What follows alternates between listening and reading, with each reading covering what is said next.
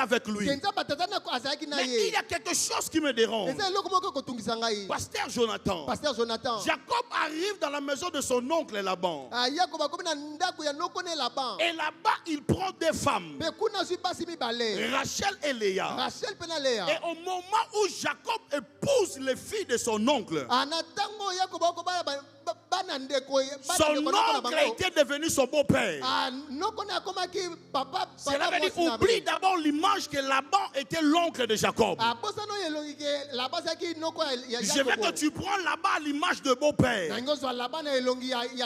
En regardant la vie de Jacob chez Laban, j'étais en train de me dire, peut-être elle fera 1 année, 2 ans, 3 ans et rentrer dans la terre que Dieu lui avait donnée. Parce que dans Genèse 28, Dieu traite alliance avec Jacob et Dieu lui rassure qu'il lui donne cette terre là où il était couché. Mais dans la maison de Laban, Jacob ne travaille pas 10 ans. Il travaille plus de 20 ans. Et la Bible dit plus de 10 fois. Son salaire a été remplacé. L'homme qui a traité alliance avec Dieu dans Genèse 28, mais il se retrouve marié dans la maison de son beau-père. Je suis dérangé de voir la situation de Jacob. Comment un homme qui est porteur d'alliance, et ce qui me dérange, c'est le discours de Dieu. Dieu avait dit à Jacob, partout où tu iras, je serai avec toi. Jacob, dans la maison de Laban, se retrouve dans une situation de servitude. Comment un homme qui est porteur d'une alliance peut souffrir pendant plus de 14 ans? Comment un homme qui est fils d'Abraham, fils d'Isaac?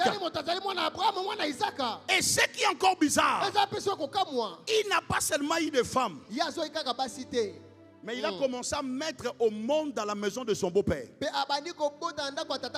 Je suis en train d'imaginer si Jacob était quinois. Quel type de réputation Jacob allait avoir avec ses voisins?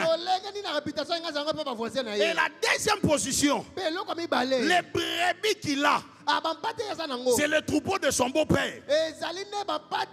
Au-delà qu'il habite, c'est là-bas. Au-delà qu'il a commencé à mettre au monde dans la maison de son beau-père, même le travail qu'il a, c'est le travail de son beau-père. Je me pose la question. Les frères de Rachel et Léa, quand ils regardaient Jacob, ils se disaient quoi? Plus de 21 ans dans cette même situation. Je suis venu dire à quelqu'un, il y a des saisons où vous aurez toujours l'impression que les réalités de la vie contredisent l'ainsi dit l'Éternel. Avance apôtre. Comment un homme à qui Dieu a promis de marcher avec lui se retrouve dans cette situation? Mais je bénis Dieu. C'est ici que je commence mon message de ce soir. Je suis venu annoncer à 100 personnes, quelles que soient les saisons que tu traverses, il y a toujours une saison de visitation que Dieu a prévue pour toi. Non, c'est ton amen qui n'est pas arrivé ici devant. Je suis venu par là, Jacob.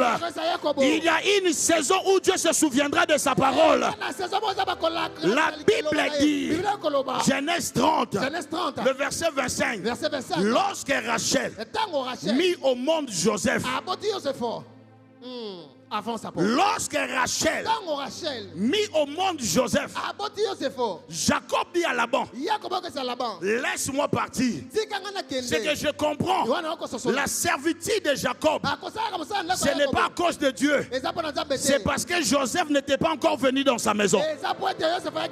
C'est le jour où Joseph est venu dans la maison de Jacob.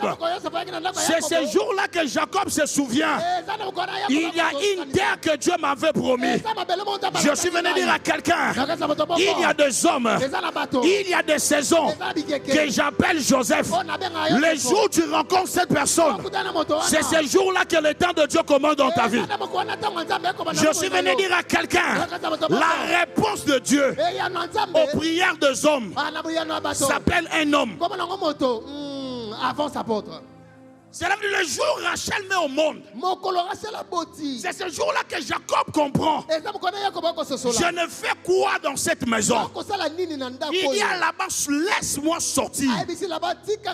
Laisse-moi rentrer dans mon pays. Ici, je souffre pour une maison. Mais les promesses qui sont sur moi, Dieu ne m'avait pas promis une maison.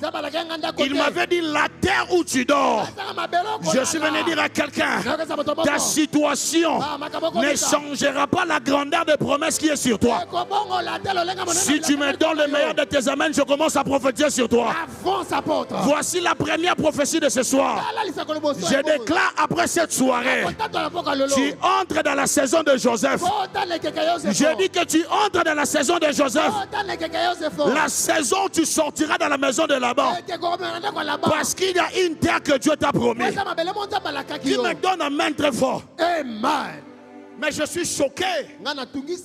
La Bible dit quand Rachel enfanta. Ah. Donc je comprends. L'exode de Jacob. Exode de Jacob. C'est caché dans le ventre d'une femme stérile. Le réveil de la famille de Jacob. C'est caché dans le ventre d'une femme stérile. Je suis venu parler à une Rachel. Je suis venu parler à un Rachel. Ta situation n'est pas une prophétie pour ton avenir. Peut-être que tu n'as pas des enfants comme Léa. C'est la volonté de Dieu. Parce que l'enfant que tu mettras au monde, il est différent de Judas, il est différent de Siméon, il est différent de Lévi. Le jour où Joseph viendra, c'est ce jour-là que vous entrez dans votre promesse. Je m'en vais bénir quelqu'un. Je bénis Dieu. Parce que le Joseph de votre famille n'est pas votre oncle, n'est pas ta grande sœur. Dieu m'a dit, c'est toi. Je disais, c'est toi à qui je suis en train de parler ces choses. Je disais, c'est toi, le vrai Joseph de ta famille. Donne-moi le meilleur de tes amens. Amen. Avance, apporte. Dès qu'il est né, Jacob comprend. Je ne peux pas continuer à servir, à souffrir ici. Mes frères, il y a des hommes qui sont des déclencheurs de destinée. Il y a des hommes, dès qu'ils entrent dans ta vie, les réveils commencent. Je bénis ta famille parce que tu es dans cette famille-là. Je vois un réveil commencer. Je vois un relèvement commencer. J'aimerais bénir la famille de quelqu'un. Que ta famille est bénie parce que toi, tu fais partie de cette famille. Si tu le crois, donne-moi le meilleur de tes amens que tu gardes. Amen. Avance, apporte. Joseph naît d'une femme stérile. Des fois, les situations que tu traverses est une prophétie pour une famille. Vous savez tous les temps que l'Israël n'avait pas un prophète. C'était parce que Anne n'était pas stérile. Donc l'Israël manquait un sacrificateur, un prophète parce que Anne était stérile. Mais écoute-moi, il y a quelque chose qui m'intéresse dans la vie de Joseph. Sa naissance est compliquée. Il est né d'une famille très compliquée. Mais la Bible dit, par une vision, Joseph était en train de voir son avenir. Il a rêvé la lune et le soleil et les étoiles se prosternaient devant lui. Et son père vient interpréter. Il dit, tu vas me dire, moi ton père qui est le soleil, ta mère qui est la lune, les étoiles qui sont tes frères, un jour on va se prosterner devant toi. J'aimerais parler à un fils Joseph. Dans la maison du père, on rêve, on n'interprète pas. Quand on est dans la maison de Jacob, toi continue à rêver. Mais laisse la responsabilité de l'interprétation au père. Parce que quand le fils rêve et qu'il interprète, ça crée la rébellion. Mais ce que j'aime, la Bible dit Jacob avait gardé souvenir de ces choses. Et Dieu dans son plan, il voulait amener Joseph en Égypte. Parce que c'est là qu'il devait régner. C'est là que sa destinée devait être manifestée. Mais pasteur Jonathan, il y a un problème. Le jour où Jacob envoie Joseph pour avoir la nouvelle de ses frères, la Bible dit le frère de Joseph était à Shichem. Mais quand Joseph arrive à Shichem, il ne trouve pas ce frère. La Bible dit ses frères ont quitté Shichem pour aller à Dothan. Or, c'était ce jour-là que Dieu avait prévu que Joseph quitte la maison de son père et qu'il part en Égypte. C'est là qu'il y a sa destinée. C'est là que si ce jour-là Joseph n'est pas vendu, ses rêves ne pourront pas s'accomplir. Mais quand il arrive là, il ne trouve pas ses frères. Donc normalement, Joseph devait rentrer. Mais s'il rentre, il ne sera pas vendu et il ne deviendra pas ministre en Égypte. C'est comme ça que quand il cherchait ses frères, la Bible dit il y avait un inconnu dans le champ. Il dit à Joseph, qu'est-ce que tu cherches? Il dit, je cherche mes frères. C'est cet inconnu qui a dit à Joseph, je les ai entendus dire qu'ils descendaient à Dothan. C'est là que je suis dérangé. Qui était cet homme? Qu'est-ce qu'il faisait dans le champ? La Bible ne donne pas sa position. S'il était un berger, la Bible allait dire il y avait un berger. Qu'est-ce que cet homme faisait dans ces lieux? Je suis venu te dire, quand le temps de la visitation arrive, Dieu est capable de dépêcher les anges qui veulent prendre la forme humaine pour t'amener à ta destinée. Je suis en train de prier pour quelqu'un. Si tes frères ne t'aident pas, les inconnus entreront en action. Je ne sais pas je parle à qui. Si tes frères t'aiment pas, Dieu est capable d'introduire les inconnus. Je m'en vais bénir ceux qui scellent à cette parole. La saison des inconnus commence dans ta vie. Ton amen n'est pas arrivé. Je dis là où tu as été minimisé, que les inconnus entrent dans ta destinée et qu'ils te donnent la direction de ta vie. Si tu te lèves et que tu dis bien amen, reçois cette saison. Amen. Touche un voisin. Dis-lui les inconnus vont entrer en action. Les inconnus vont entrer en action. Touche quelqu'un. Dis-lui pour ta destinée. Dieu est capable de ramener les inconnus. Je lève ma main droite, je suis en train de prier. Qu'une saison commence. Que les inconnus entrent en action. Les gens que tu n'as jamais connus, mais ils ont une parole d'orientation. Je prie au nom de Jésus que ce soir une parole quitte le ciel et que cette parole t'oriente. Dis à ton voisin, pour ta vie, les inconnus entreront en action. Les inconnus entreront en action. Avance, apôtre. Cet homme dit à Joseph, donc cet homme-là passait tout son temps à attendre ce que le frère de Joseph disait. Écoute-moi, je suis venu te dire, là où il y a le Saint-Esprit, il y a le pouvoir de l'orientation. Est-ce qu'un Joseph peut me donner bien qu'amen? Amen. Je m'en vais déjà citer. Mais écoute-moi, lorsqu'il décide de tuer Joseph, pasteur, en voyant Joseph de loin, ils se sont dit, regardez, ces faiseurs de songes, tuons-les. Regardons, qu'est-ce qui va arriver au sujet de ces songes. Et c'est là que Ribin refuse. Il ne peut pas tuer notre frère. Et il décide de vendre Joseph. C'est là que je comprends. Si Joseph avait trouvé ses frères à Sichem, Joseph allait mourir. Parce que Sichem, c'était un coin caché entre les deux montagnes. On allait tuer Joseph et l'enterrer. C'est comme ça que Dieu, par sa bonté, il déplace les frères de Joseph jusqu'à Dontan. Et en Dontan, on ne peut pas tuer Joseph. Parce que là, les voyageurs passaient. Si vous le tuez, les gens vont voir. Des fois, le malheur peut être dans les plans de Dieu pour t'épargner de beaucoup de choses. Et ils décident de vendre Joseph.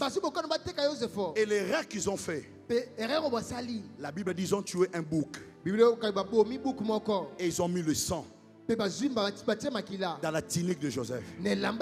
Ils sont venus dire à Jacob, ton fils a été dévoré par un animal sauvage. Je bénis Dieu.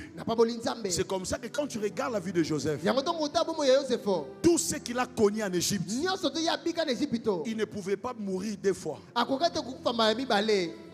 Quelqu'un n'a pas compris. Quelle que soit la méchanceté de la femme de Potiphar, Joseph ne pouvait pas mourir pour la deuxième fois. Parce qu'en Canaan, son père avait son vêtement et il voyait le sang. Jacob avait déjà pleuré Joseph. Cela veut dire qu'il y avait déjà un animal innocent qui était tué et son sang était dans l'habit de Joseph. C'est que Jacob, en pleurant ce sang, il ne savait pas que ce n'était pas le sang de Joseph. C'était le sang d'un animal. C'est comme ça que Dieu, pour sauver Adam, alors qu'il lui chassait de l'Éden, Dieu est allé prendre un animal innocent. Cela veut dire le sang qui a été coulé épargnait la vie de Joseph. Je suis venu dire à quelqu'un, si le sang d'un bouc pouvait garantir la vie de Joseph, il y a un sang qui est plus précieux. Je dis, il y a un sang qui est plus précieux. C'est le sang de Jésus. Je lève ma main droite. Je suis venu prier et bénir la vie de Joseph. Tu ne mourras pas deux fois. Parce qu'il y a quelqu'un qui a pris ta place. Ce jour-là dans Golgotha, pendant qu'il rendait l'âme, il a regardé le Père. Il cria, Père, tout est accompli. Dans le tout, il y avait ta santé. Dans le tout est accompli, il y avait ton mariage. Donne-moi quelque chose que tu cherches. Je te dirai, dans le tout, il y avait les choses que tu cherches. Est-ce que quelqu'un peut dire tout est accompli? Tout est accompli avant sa porte. Et je finis ici. Afin que nous prions. Maman Dani, en lisant la vie de Joseph, je suis dérangé. C'est ici que j'ai fini. Je suis dérangé. Mon frère, aide-moi. Protocole. Je suis dérangé ici. Comment un homme qui sort de la famille des bergers peut devenir ministre en charge de l'économie dans une terre étrangère.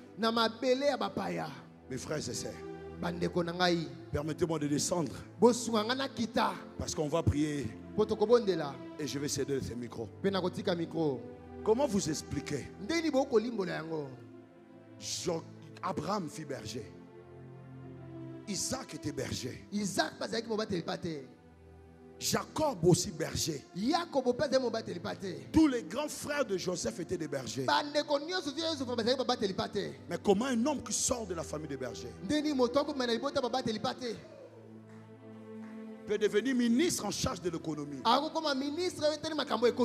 J'ai des questions que j'aimerais poser à Joseph. Maman Dani, ils étaient en train de garder le bleu, Massangu. Abomba masangu na ba conteneur nini pendant 7 ans. Je suis marié. Saka masangu soke sali 3 mois. Et poli. Ba bomba masangu na ba conteneur nini pour battre la 7 ans. D'où Joseph a tiré cette intelligence. C'est là que je comprends que Dieu avait parlé à Joseph au moyen de vision. Les jours il voit le soleil, la ligne et les étoiles se positionner devant lui. Il ne faut pas aller dire à Jacob ce que je vais dire. Vous me créerez le problème au ciel. Parce que selon l'interprétation de Jacob, il a dit moi le soleil, la ligne ta mère. Mais le jour où ils arrivent en Égypte, Rachel était déjà morte. C'est que cette prophétie ne parlait pas de Rachel. Il n'y a aucun verset que Jacob s'est prosterné devant Joseph. Dieu parlait de quoi? Je crois que l'interprétation de Jacob, je ne peux pas commenter parce qu'il est un père. De peur que je sois puni par la loi. Mais je crois que la vision de Jacob, de Joseph était au-delà de ce que Jacob a dit. Parce que Joseph n'a pas vu la maison de son père. Mais il avait déjà vu l'Égypte. Parce qu'en Égypte, il y a un Dieu suprême qu'on appelle Pharaon. Pharaon n'est pas le nom. C'est un titre d'honneur qui est représenté par le soleil. Apôtre, avance papa. Et en Égypte, il y avait un dieu de la fécondité qu'on appelait le fleuve Nil. Sans moi, l'Égypte sera un désert. C'est comme ça qu'au temps de Moïse, quand on tuait les enfants, on les jetait dans le fleuve Nil. Parce que c'était un culte qu'on était en train de rendre. Et ce Dieu de la fécondité était représenté par la ligne qu'on appelait Luna. Et l'Égypte était dirigée par des princes. Et il y avait 11 princes qui dirigeaient l'Égypte. C'est que ce que Joseph voit, il ne voyait pas ses frères. Je suis venu dire à quelqu'un, la vision de Dieu ne peut pas nous diviser. La vision de Dieu ne peut pas nous faire entrer en rancune avec mon frère. C'est que ce que Joseph voit n'a rien à voir avec ses frères. Mais il voyait sa destinée. Je m'arrête ici en te disant, c'est lui qui t'a fait la promesse est fidèle et juste. Même si l'interprétation des hommes n'est pas correcte à Dieu, mais Dieu dans le ciel lui-même, il veillera pour l'accomplissement. Je vais pendant 1 minute, si Dieu t'a fait grâce de parler en langue, de prier en esprit, nous voulons vibrer en esprit. Nous voulons dire à Dieu, nous entrons dans la saison de l'accomplissement. Élève ta voix, commence à prier. La radabaka sopaya. Et qui délébé sopaya. Et la kododobosha. Est-ce que quelqu'un peut commencer à vibrer en esprit?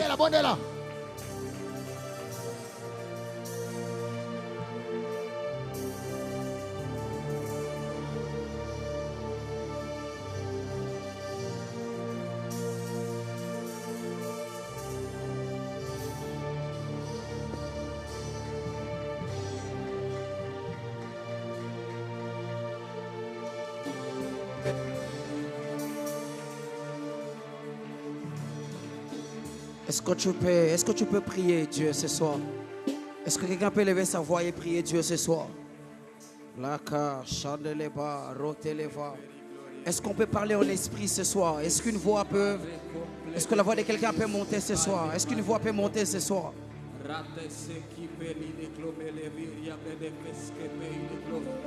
Est-ce qu'une voix peut monter ce soir? Arande, Carlos, Sakotova, Etalikande, Kalizahas. Est-ce qu'une voix peut monter ce soir? Est-ce qu'on peut parler? Est-ce que quelqu'un peut m'aider à parler en esprit ce soir? Est-ce qu'on peut parler en esprit ce soir?